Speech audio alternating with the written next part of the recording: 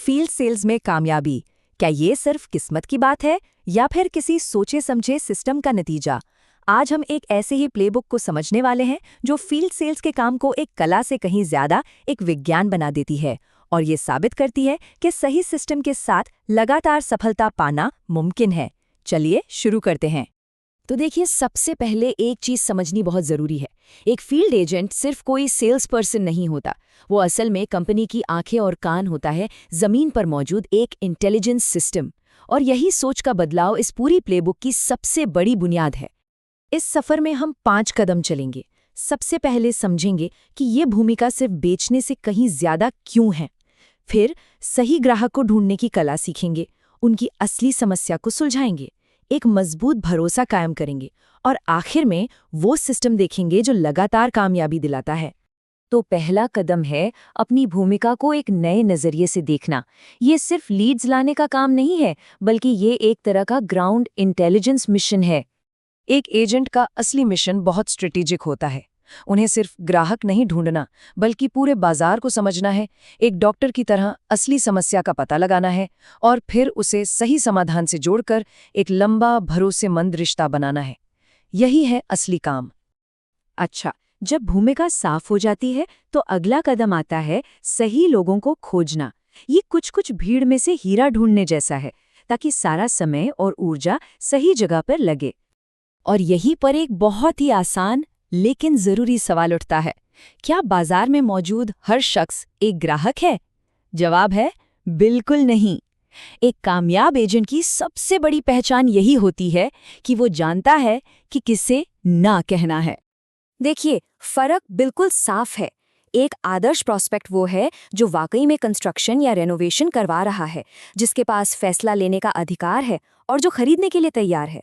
दूसरी तरफ जो सिर्फ देख रहा है या जिसका बजट नहीं है, वो कीमती समय बर्बाद करेगा। यही फिल्टर सबसे ज्यादा जरूरी है।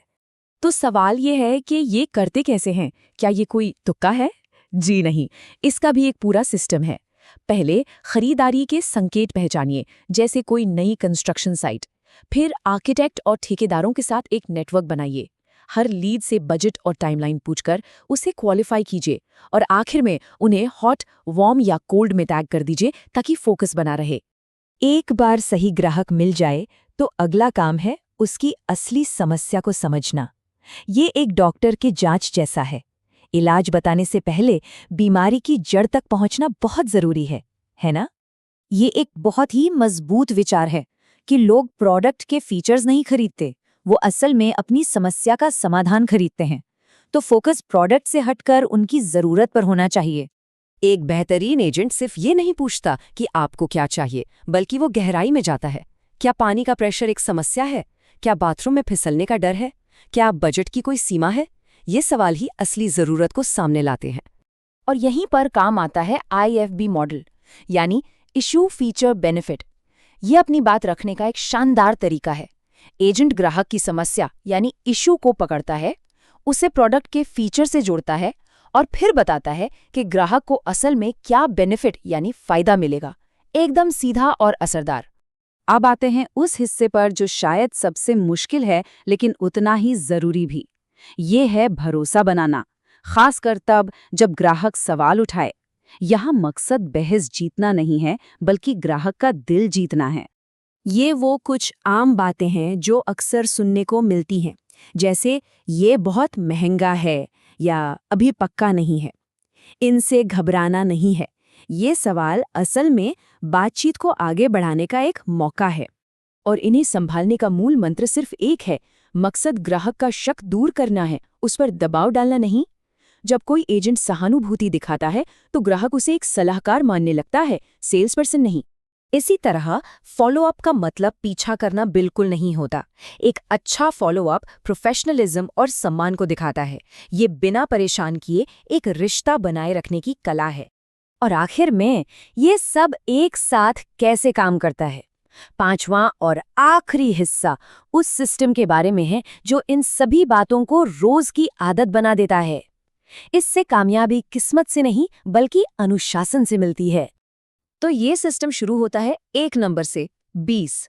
ये रोज नए लोगों से संपर्क बनाने का लक्ष्य है। ये नंबर बस ऐसे ही नहीं है, ये एक सेल्स फनल का सबसे पहला और सबसे ज़रूरी हिस्सा है, जहां से क्वालिटी लीड्स निकल कर आती हैं। ये चार्ट उस फनल को बिल्कुल साफ साफ दिखाता है। हर दिन 20 नए कॉन्टैक्ट से शुरुआत करके लक्ष्य होता है 5 क्वालिफाइड लीड्स तक पहुंचना, और उन 5 में से भी 3 ऐसे होने चाहिए जिनकी ज़रूरतों को गहराई से समझा गया हो। ये एक नंबर गेम है, लेकिन एक सोचा समझा नंबर गेम। आखिर में इस पूरी प्लेबुक का सार इस एक लाइन में छिपा है: सही ग्राहक, सही समझ, सही समाधान और सही फॉलोअप। यही है कामयाबी का सबसे सीधा रास्ता। तो हम इस सवाल के साथ इस चर्चा को ख़त्म करते हैं। क्या बेहतरीन परफॉर्मेंस सिर्फ टैलेंट का नतीजा है, या एक मजबूत सिस्टम को लगातार अपनाने का? ये प्लेबुक साफ तौर पर कहती है कि असली कामयाबी सिस्टम से ही आती है।